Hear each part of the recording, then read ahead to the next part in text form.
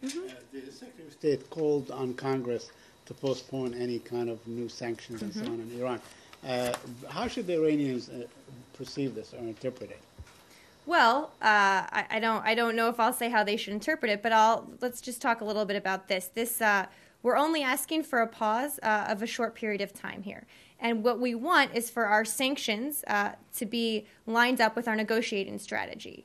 So we have an obligation right now to test this cautiously encouraging tone that we hear out of the new Iranian government. Our negotiating team believes it's the best way to take a short pause to give that diplomacy a chance to play out a little bit, because indeed it's all of our and Congress's preference that this be resolved diplomatically. There's numerous statements from members of Congress who have spoken to this issue.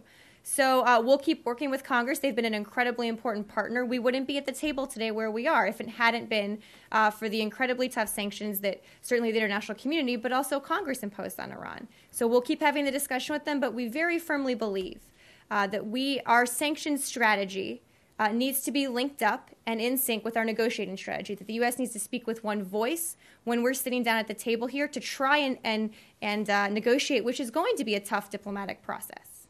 Now, this being a gesture of goodwill, should the the Iranians reciprocate or respond in kind?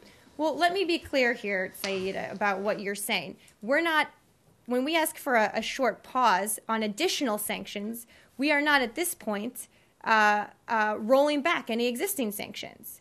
Any talk of that is quite frankly premature. What we are asking for is a pause in additional sanctions. To even have that second step in the conversation is certainly premature. And let's be clear that Iran will have to take credible, verifiable steps before we discuss any limited sanctions relief. But let's also be clear here that nobody is talking about touching the core architecture of the Iranian sanctions regime at all at this moment. And I think that's a point that there's been some misperception out there, and I want to be exactly clear on that. So the Secretary's statement is not intended to give incentive to the Iranians, is it?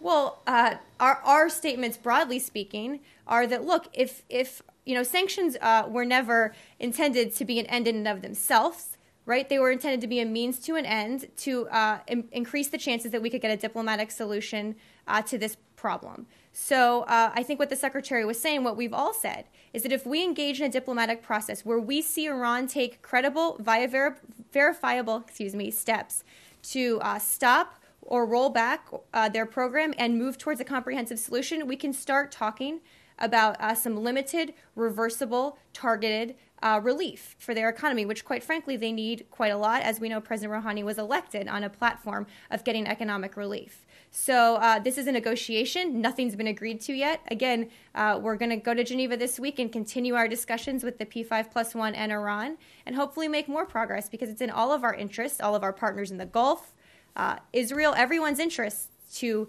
resolve this problem diplomatically.